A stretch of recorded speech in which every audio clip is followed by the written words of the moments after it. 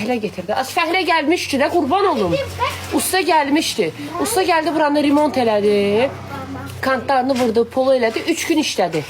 Mən ona dedim ki, bəs zibil. Dedi, zibil mənim işim deyil. Siz özünüz yığışdırmalısınız. Kimi gətirim elətdirim? Almanyada mən harada tapım təmizləyən gəlsin o? Yoxdur elə şey. Hardadır? Ne kimə zəng edeyim? Ya bildiyimiz bir şey var deyim, mən yığım deyim ki, gəlsin aparsın.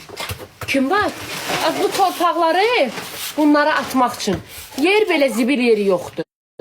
Gerək icazə alım, spesialli. Pul ödəyim, bu zibili ata bilim. Hələ birisi belə hasandır bura. Buranın qayda qanunları bizi tumansız qoyub.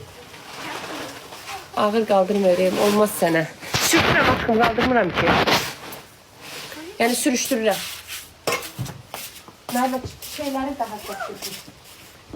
Ya bu da sen yazarsa siz alma. Yok, bu da.